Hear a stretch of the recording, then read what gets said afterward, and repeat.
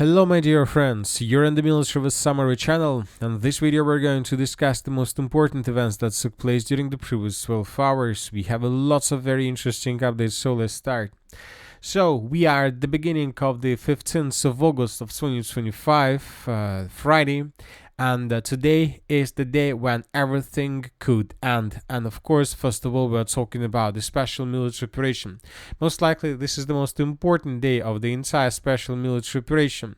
I would like to remind you that today the President of the United States of America is going to have a meeting with the President of the Russian Federation on the territory of Alaska, where most likely, and according to different sources, they're going to talk just about one question, about one issue: how to resolve the conflict on the territory of Ukraine, how to settle the conflict peacefully. And during the previous 12 hours, both the Russians and the Americans made several statements regarding regarding this meeting. Donald Trump said that his upcoming meeting with Vladimir Putin in Alaska will be important for both Russia and the United States. Trump is confident that both Putin and Zelensky will agree to a settlement of the conflict in Ukraine. Following the Alaska summit, Trump wants to hold a meeting with his participation, as well as Putin, Zelensky, and some people from Europe. He hopes to lay the foundation for the next meeting on Ukraine at the Anchorage summit, which could be held against in Alaska. Later, Trump will consider the idea of reducing the number of US forces in Europe for the sake of settling the conflict in Ukraine. Another important thing is that US President does not want to impose new sanctions against Russia. His priority is diplomacy. Donald Trump's priority in resolving the conflict in Ukraine remains negotiations and diplomacy, but other tools are also available. Of course, there are sanctions and many other measures that the president could apply if he was forced to, but did not want to. So as we can see, we can say that more or less Donald Trump is more or less peaceful before the beginning of this negotiation process. When talking about the Russian Federation, they also made their statements. At the Russia-US summit in Alaska, issues related to the Ukraine settlement will be discussed. No document signing are expected following the Putin-Trump summit in Alaska. This is very important, that nothing will be resolved today. Today we're going to see most likely just a very good friendship of two presidents. It would be a mistake to jump ahead and predict the results of the Russian-US summit in Alaska. The preparation for the Putin-Trump summit was carried out in a short time frame. All parameters were met. Witkov's visit to Russia was productive. These signals allowed for the preparation of the meeting between the leaders of Russia and the United States of America. So we can see that the Russians are also friendly. So both the Russians and the Americans are friendly, as if they were best friends ever. Now let's move to Ukraine. As for Zelensky, during the previous 12 hours, nothing special was published about the state, about the reaction and so on. The only interesting thing that worries our attention is that US State Department published a very interesting article regarding human rights violations in Ukraine in 2024. Very interesting that this article was published right exactly before the beginning of this meeting, and according to this article, according to this analysis, the situation in Ukraine is very, very difficult. Very important to note that according to this article, they don't forget Gonzalo Lira, the death of American journalist Gonzalo Lira in a pretrial detention center in Kharkiv, and the arrest of Evgeny Shevchenko, accused of treason for pro-Russian calls and statements, were recalled. So lots of very interesting details were published in this agreement, which is obviously something like an attack on Zelensky and his regime. Now let's discuss the situation on the ground. During the previous 12 hours, we have additional changes, we have very interesting details, so let's start. And first, let's talk about the Zaporizhzhia direction, because after a very long operational pause, the Russians resumed their attempts to attack further deep inside of the territory of Zaporizhzhia.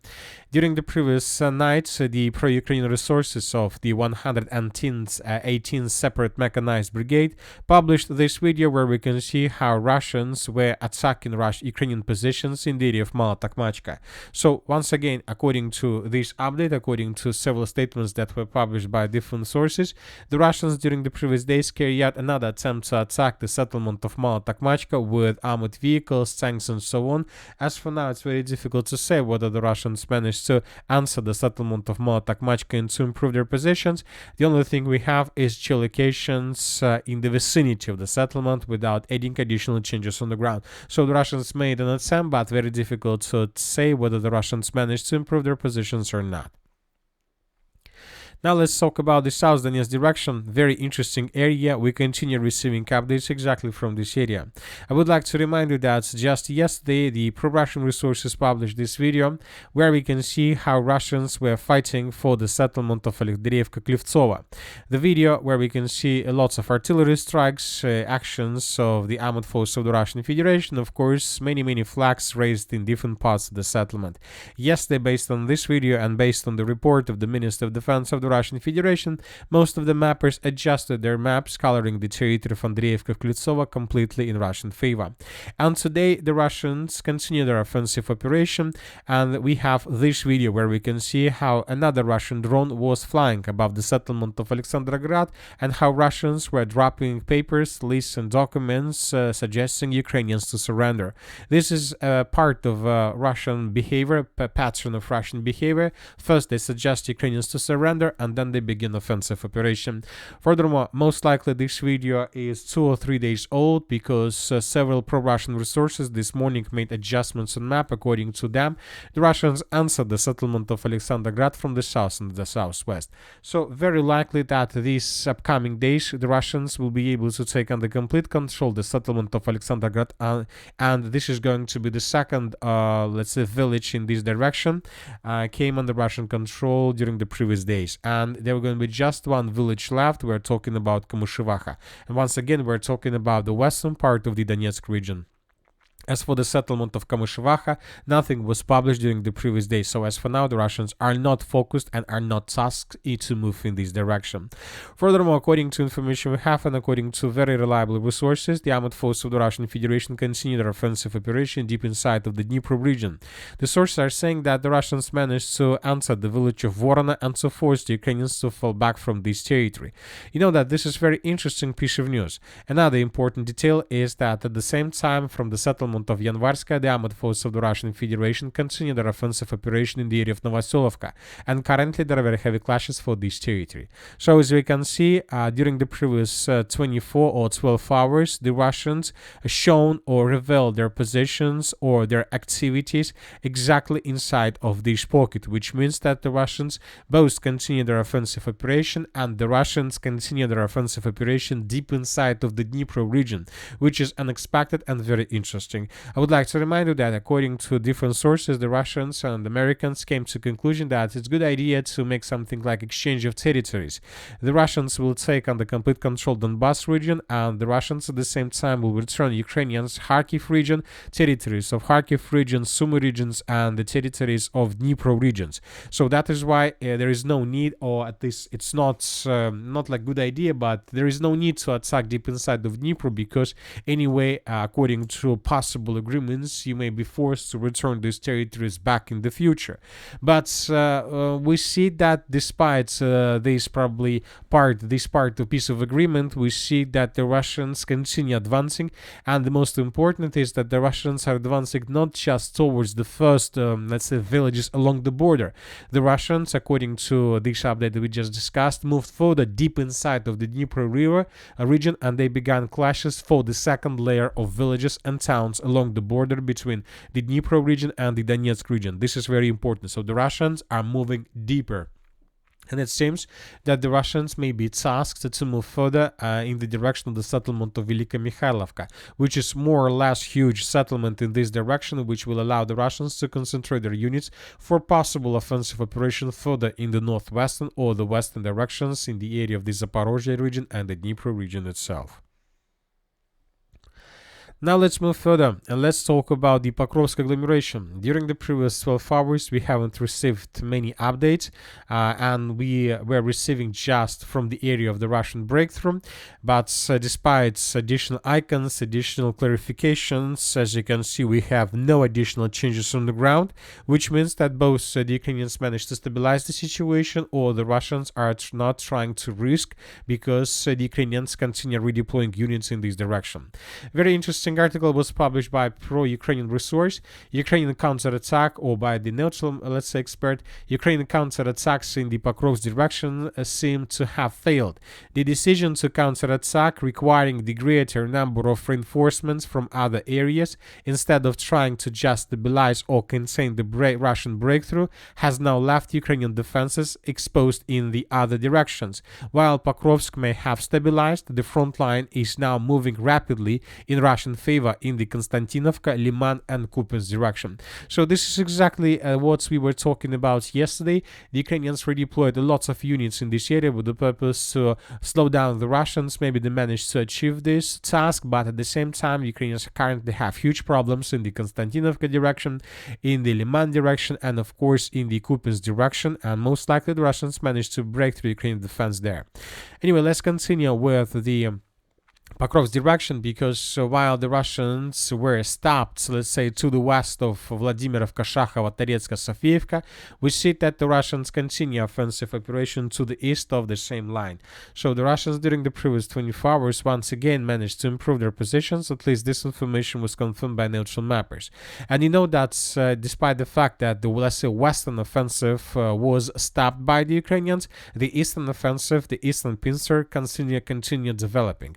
The Russians are moving there not so fast as they moved to the west of this area, but the most important that the Russians didn't stop. The Russians continue their offensive. For example, this is the situation by the end of the 9th of August of 2025, and almost every single day we were adding territories in this area, and we were coloring different tree lines, fortifications, more and more in the Russian favor and the Russian control. So as we discussed in the previous videos, as for now the Russians have just one problem in this area. We're talking about this pocket, the villages of Sofiyevka, Shakhova, Vladimirovka. So Ukrainians control this territory, and the Russians are tasked to establish complete control over the territory. And if the Russians are able to do this, then Ukrainians most likely will never be able to restore control over this territory and to stabilize the situation. Furthermore, we got report that Ukrainians announced total evacuation from this part of the Donbas region, which means that the Russians are moving and that the Russians are heading towards this area. The settlements of Andreevka, Varvarovka, Novandreevka, Staroraiska were announced for mass evacuation in coming days or maybe even hours. As for the Konstantinovka direction, the Russians are about to finish the battle for the settlement of Klibanbyk. They managed to finish everything they need. We need just to wait for 1 or 2 or 3 days, and we will color this territory completely under Russian control. So with the end of the battle for the Klibanbyksky water reserve, the Russians intensified their activities in the northwestern part of the city of Chasiv Yar. The Russians reported that they have almost finished the battle for the settlement of Nikolaevka. Several groups of the armed force of Ukraine were caught in cauldron the territory of the settlement, and of course, according to information we have, the Russians continue advancing in the fields towards the village of Viralyubovka. As we discussed in the previous videos, the most important, and the Russians are tasked to get for as close as possible to the main arteria between the cities in the Konstantinovka agglomeration. We're talking about N20 road. They need to shorten the distance, and of course the Russians need to establish complete FPV drone control, fire control, sabotage and reconnaissance group control. This will allow them, the Russians, to cut and control the city of Konstantinovka also in coming days. The city of Liman the Russians are about to get the city of Liman from 3 directions. During the previous 24 hours, as you can see, additional changes on the ground were recorded. So this is another area where the Russians show a very big dynamic. Almost every single day we were coloring the territory of this region in Russian favor or in favor of contested zone or contested area. And we see that slowly but step by step the Russians are moving further and further and further. Today, according to information we have, the Russians managed to improve their positions in the village of Zarechne. The Russians managed to outflank the settlement of Shandrigolova, and the Russians managed to outflank the settlement of Kolodzy. It seems that, according to this report, in coming days we might see complete collapse of Ukrainian defense on the way towards the settlement of Liman, and everything along this red line would be taken by the Russians. And this is going to be already the beginning of the battle for the city of Liman itself, despite despite the gap in distance between positions and the city itself. As for the Kupiansk direction, I would like to remind you that yesterday several pro-Russian resources reported that the Russians managed to break through Ukrainian defense and answer the settlement of Petropavlovka from the east. Today this information was confirmed by different neutral experts and neutral mappers. Ukrainian lines in Kupiansk direction have also begun to collapse. And I would like to remind you once again that this collapse most likely is connected with the situation that Ukrainians were forced to take some units from the Kupiansk direction in the direction of the city and the Pokrovsk agglomeration, and that led to complete collapse and to very poor situation for the Ukrainians in this area. And the Russians decided to take this advantage and they began offensive as well. So we are waiting additional updates exactly from the Kupiansk direction in coming 24 hours. And that's it for the short video. Military Summary channel reminds we condemn any violence in the world. Thank you for watching. Subscribe to my channel, put your likes, join my Patreon, and have a good day. Bye bye.